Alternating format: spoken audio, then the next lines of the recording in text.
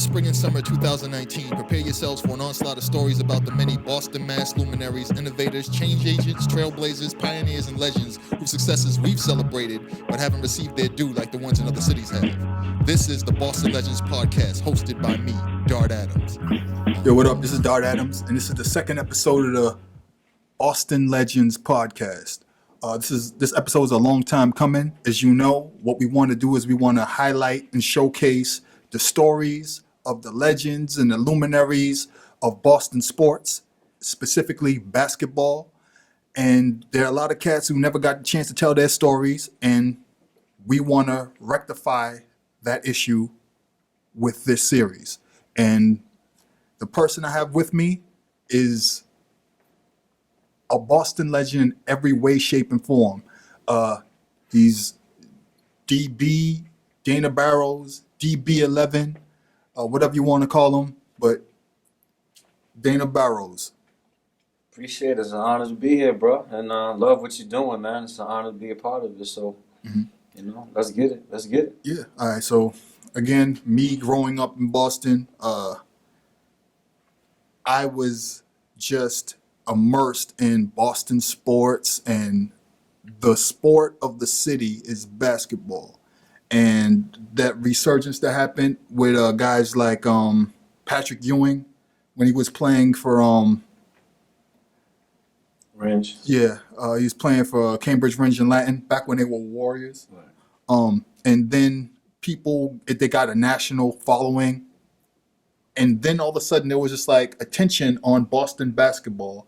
And you were one of those guys that came around in the mid '80s. So could you tell us about your beginnings playing basketball?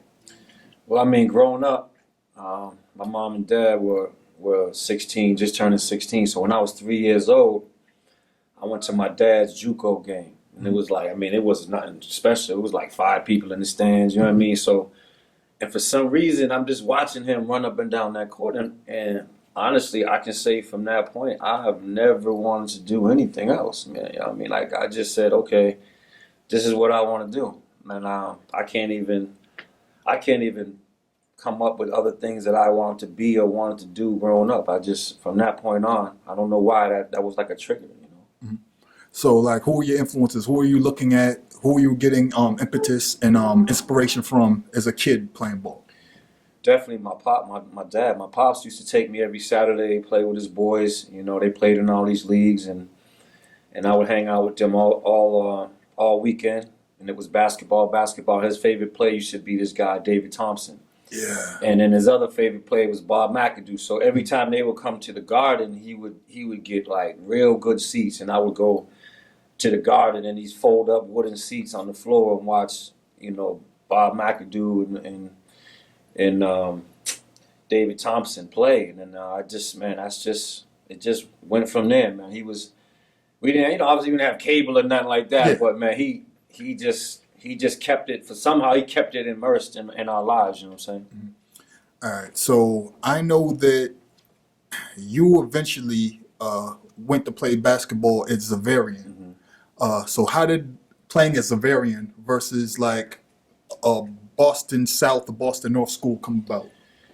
Well, it was mom's. My mom, they didn't let me play sports period unless I had a B- or better average. Like, they didn't play that. It was like C pluses or better, or B- or better, or you didn't, play. You couldn't go outside till your homework was done. So she just told me, go take this test. I'm like, whatever. I didn't know what it was. We had no internet or nothing. So she didn't tell you that you took an entrance exam? Nah, she just said, go take this test because, you right now you're scheduled to go to Hyde Park High. Mm-hmm.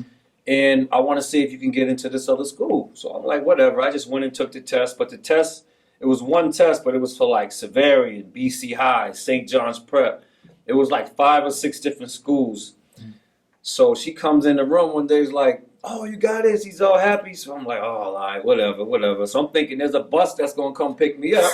And then, no, it's the MBTA. It's like an hour and a half. I'm going to Ashmont. I'm taking this bus. So I'm like, damn. Then the craziest thing is, I show up at the school. We get there for orientation. I'm looking around, and I'm like, there's no girls here. Like, It's a boys' Like it's an school. all boys school. So I'm like, she's just laughing. She thought that was hilarious. Wow. And I'm like, all right, okay, you got me. But that's how it came about. Like my parents and my grandmother, they didn't play that state. School was most important. They didn't care about no ball at that time. Period. All right. So everybody knows about you wrecking the Catholic League, but what everybody doesn't know was that you were probably one of the best cornerback DB prospects in the country playing as a variant. Yeah, I was actually top 50 player in the country. I was All American, cornerback, D back. And my 2 visits to BC were football visits with Doug Flutie. I was going to take a Michigan visit and a University of Miami visit, just because my dad was like, just go take the visit. But now looking back, if I went to Miami on the visit, I would have never came home. So there would have never been no DB basketball. I would have been down there on the beach, whether I made it to the NFL or not. I would have never came home. Wow. But so that's really kind of how it went down. I was a football recruit. They had an extra scholarship for basketball. A kid left, and they was like, "You want to come on and play basketball?" Because I told him I was going to walk on the basketball team after the football team was over. So literally, I went from playing football one day to the last day of signing. A kid didn't sign with him, and the coach calling me and asking me, did I want the basketball scholarship instead of football? And that's how I went to football, because I wanted to play in the Big East. I had Northeastern. Jim Calhoun was at Northeastern, so he offered me the scholarship. He was the only one. So I was gonna go play football at BC just to get to the Big East. That's how bad I want to play in the Big East. I was gonna play football for 1 year, then prove to him that I could do this from a basketball standpoint. Yeah. And I averaged 39 a game. It wasn't like won the Boston shootout. Yeah. It's just that's kind of the story of my career, which is great. I think that's why I'm where I am today. Yeah. So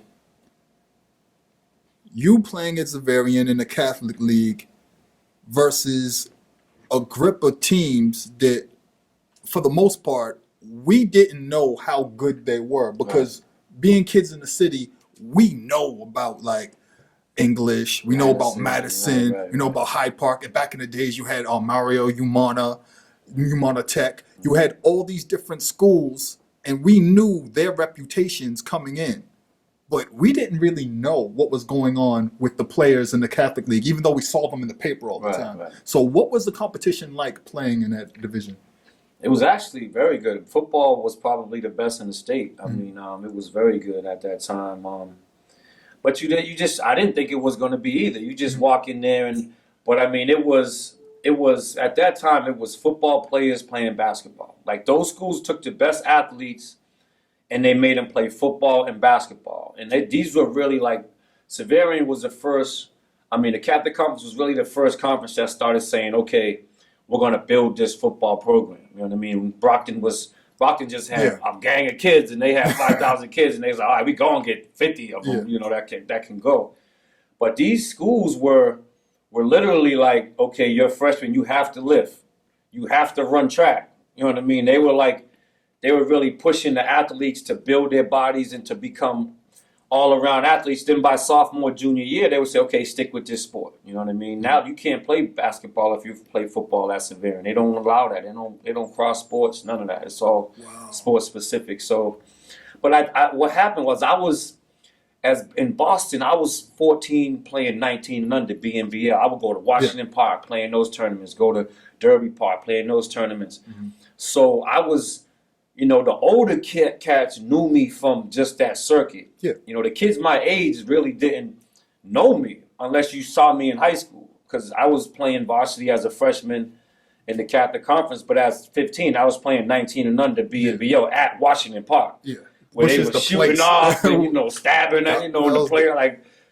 And at first, they used to, beat me down, clothesline me, try to be real physical with me. And then, after I say halfway through the first season, it became a little more, he's like, all right, little man, we ain't going to mess with you. He's kind of nice. And then I just got better from that standpoint. So I did have that foundation of that hardcore. I couldn't shoot outside in BNBL. You know what I mean? It wasn't like I was pulling up like I was during the season because the wind was blowing. The games was at night. The lights was in your eyes, you know. So you had to really, and people never knew that part of my game, but I had crazy handle. But I was coming out pick shooting. You never really would know until you tried to press or something like that. You know? Yeah. So that's how I got to Severian, and you know. Yeah. But the foundation was the parks that that built me. That era of the BNBL, you would look in the paper, and the Boston Globe, we would look in the paper and we would see the results from the day before. Anytime it was BNBL season, this is the 50th season of the BNBL, which is crazy to me. So you would look Derby Park results, you would look Shelburne results, you look Washington Park results. And then you would like see results from other parts of the city, and you're like, I don't even know where that is. We ain't even gonna look. If we could swipe left, I know we would just swipe them. Because quick. pretty much it was those three places and maybe like the Cooper that we cared about. The Cooper Community Center where people played. But we would hear stories about Dana doing crazy stuff, and we thought people were lying.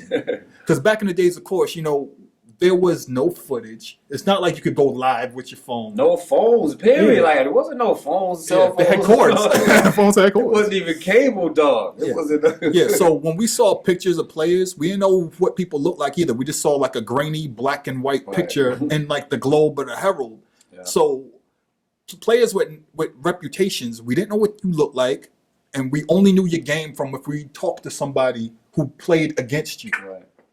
And then it will point you out on the street. So in the era of like playing in the Boston Shootout, did you play all 4 years? You played 2 years in the Boston Shootout? Yeah. Okay, so what was that experience like playing the Boston Shootout where you were building your reputation and finally running into the other cats with reputations, or maybe you saw them on the street or played them? I mean, it was probably the best place to really, I mean, you would get the top 50 players in the state and you would come to try out. I mean, this was AAU Nationals. You know what I mean? Like this was it. Like this was no other place you could really go in New England to have this type of exposure and competition. So this was it. So when I was there, you had Emil Robinson. You know, there was great guards, man. I mean, so yeah, it was a proving ground because, you know, being honest, everybody just thought I played against white boys all day, and they were like, "Oh, he's just playing against white." Like, just be keeping it 100. So I would love to. That was why I love to go to the parks in the summer, and then I would play Christmas tournaments at Madison Park in the Christmas tournaments, and still have 30 and still have 35 and stuff like that. So, I mean, like people would always ask, "Well, how do you get to do this and how you get to that?" You have the people who have these obstacles and embrace them and aren't given opportunities freely. Those are the people that young people should really brand themselves after. You're never going to be a 7-foot Kevin Durant. It's just not going to happen, man. You know, so I just tried to brand. There was a couple players that I followed that I just were unbelievable athletes that I tried to, you know, just that I learned the work ethic from. You know what I mean? And that's so I just look at my whole career. It was a double-edged sword. It was like I'm over here scoring 40, but like you said, when I had to go to summertime or I played Madison Park, I couldn't slay. It was like I would rather have a better game there than in the state tournament against Barnstable. You know what I mean? It was just because I didn't know I was going to play in the Big East and all this was going to happen. I'm like, this is like it for me. You know what I mean? So it was important for me to establish that, man. All right. Really important. So when you look at like the Boston Shootout, it's different because in those years, the AAU presence wasn't what it is later. Like, I think the biggest things besides the Boston Shootout nationally were probably like the McDonald's game and like five-star Philly or something like. You didn't even really have what turned out to be like the Round Ball Classic. The Dapper Dans is what it was called before. Like that, or the Capital Classic. Was McDonald's game was just really starting. Yeah, it's like 79, 80 is like when it really started. Before that, they would just have the list of the players that were in it. They didn't actually play the game. Right. So Boston Shootout is where you go to be seen. Oh, definitely. I used to see Doc Rivers, Dominique Wilkins. I mean, I would name names that I forget that people wouldn't even know, but they were in the NBA at years later. And again, it was it. There was no YouTube. There was nothing like you. They might show a clip here on the news, but they had the dunk contest, man. You know what I mean? Like it was it. Like there was nothing. Dudes in the NBA wasn't dunking like that. You know what I mean? Like So yeah, it was it. It was live, man. Like if you could have had footage of it, because people think we always exaggerate, but I mean the court was surrounded. You know what I mean? Like it was like standing room only, right around the court, and it was it, man. That was it. All right. So back in those days, the big games were in Boston Garden, but did you also play games in UMass Boston's gym too? We played the whole tournament. Both years was Matthews at Northeastern. Okay. So and then I think they moved the championship games a couple of years later to the Garden, but they still played the preliminary games at Matthews. Oh, okay. All right. That's a different era. I noted. Is it true that you beat New York team pretty much single-handedly?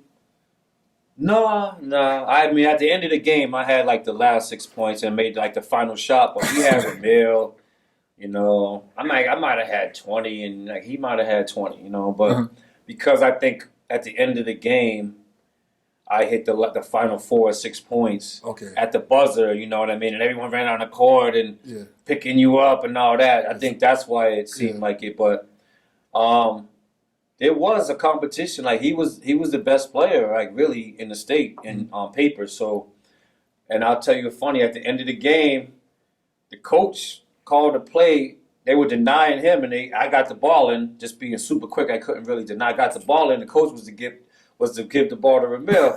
And Ramil came around me, and I just looked at him like, nah, bro, you ain't getting this shit right here, And he kind of came back again, and I was just like, the clock was running down. I waited, and I just went, you know what I mean? Because, again, that was that trying to establish myself. And, so, yeah, when I used to watch it on tape, people didn't realize that.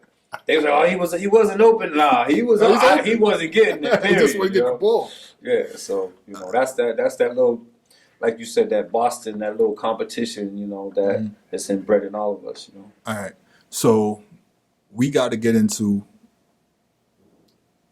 the Big East because I know you said earlier that you were adamant that you were going to play in the Big East, but if you grew up in this area and you love ball, the two places to go was the Big East or the ACC. That's what we saw all the time. Right. But we always gravitated to the Big East because the Big East games were played constantly. Big East games made ESPN, actually. It was Big Monday and Big Wednesday when you had Pat Ewing against Chris Mullin. Then you had Pearl Washington, Syracuse. It was just that really made ESPN. That's where that's where I want to go.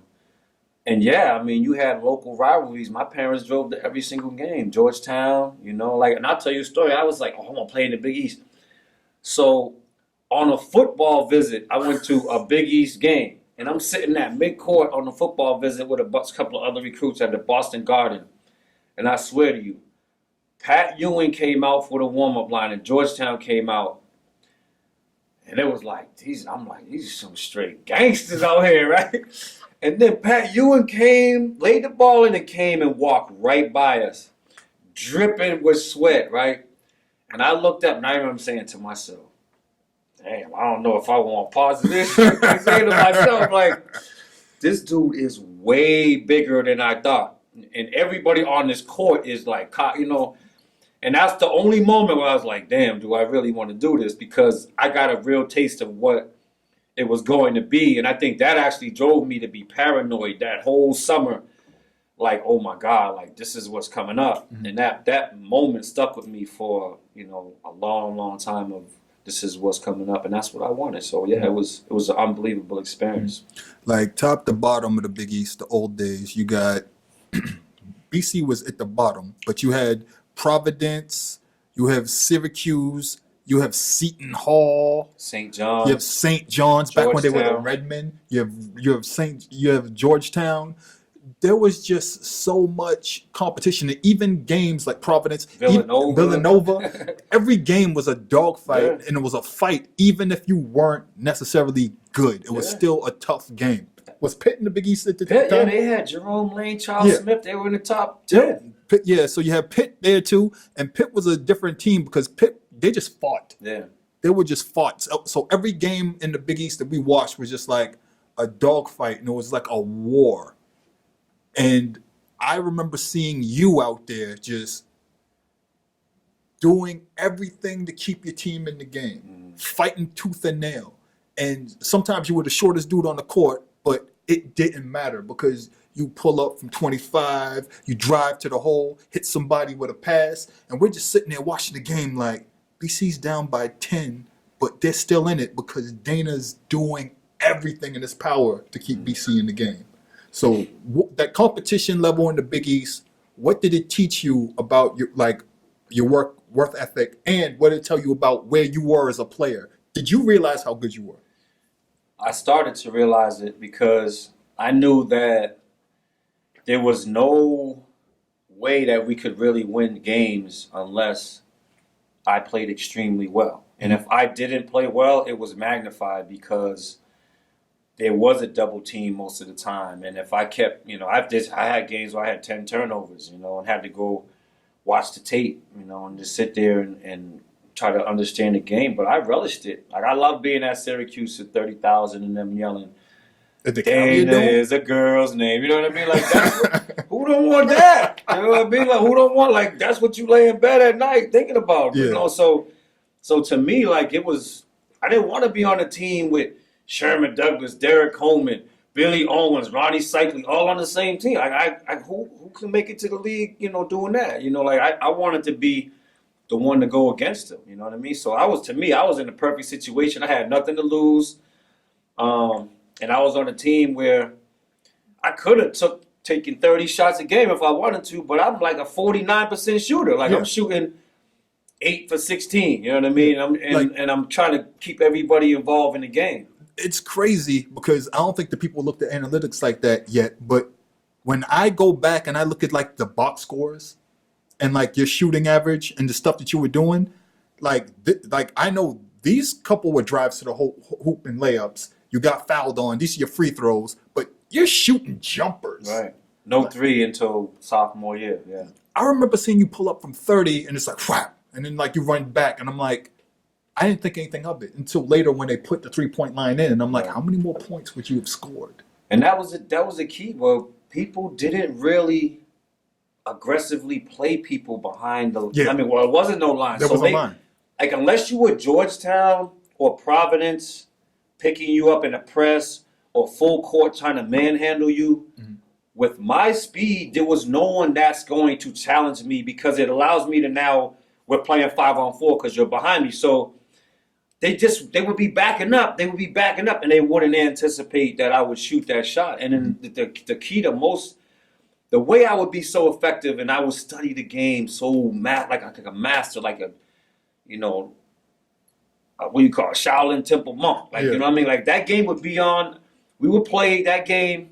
I would get back from Pittsburgh that night, watch the game on WSBK channel 38 at 1 o'clock in the morning. Like, not go to bed, not do nothing, watch that game, tape it on my VCR, have that tape, watch it maybe 25 more times. You know what I mean? So, damn, I forgot the point I was getting to, but how'd you realize? The shooting, so I just became better and better at it. The more they might come out a little bit more, so I would shoot a little further back, and I studied the art of shooting, and I mastered, to me, the technique of how to get the most range on your shot by shooting the ball on the way up. If you ever see Steph Curry shoot, the ball's gone before you can even react to it because he's shooting the ball on the way up.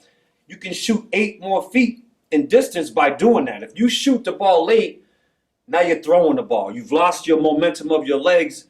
So I started learning that, and then, from there it was just, again, watching the tape and knowing where my scoring areas were. And I would say, every time there's a rebound, you can't guard me. Yeah. Like, there's a forward now got to guard me because the guard is over. Now it's like, okay, when this is the time, when that ball comes off the rim, there's no one who can stop me if I put my head down and I can pull up and shoot from 20. Yeah. You can't guard that scenario. So that's what I just mastered. Full speed dribble, pull up, 25 feet. Like, that's just how it comes out. And again, it's no magic. It's just practice, man. Practice. Who was your toughest competition during those years in the Big East between 85 and 89? I mean, other than Georgetown and Syracuse. Because you had coaches who were Hall of Fame coaches. You know, St. John's had Lou Conaseca. Syracuse had Jim Boeheim. Providence had Rick Pitino. You know, Georgetown had John Thompson. These were coaches who would come up with game plans. You know, Rick Pitino was playing triangle and twos. And it was like NBA. I could have not been more prepared to play in the NBA than going through that experience with not only the players, but all the coaches that I had to coach and play against. So it's a shame that it's not the same. You know what I mean? The Big East is not the Big East anymore. All right, so you get to the league, right? You're drafted Seattle, right?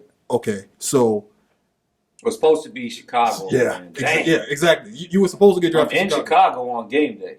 I'm sitting with the owner, Jerry Reinsdorf, the GM, Jerry Krause, and Doug Collins was the coach. We're having lunch, and the draft is like 5 hours from now. And they're like, Dana, we're going to take you with the 21st pick. And I'm like bugging because Michael Jordan, I'm like. That's your dude. Yeah, I've had like Michael Jordan underwears and, like Michael Jordan straight up, sheets, the two dudes in Boston that we knew loved Michael Jordan because most of us hated him were you and Bunny Jefferson. Bunny Jefferson, right. Y'all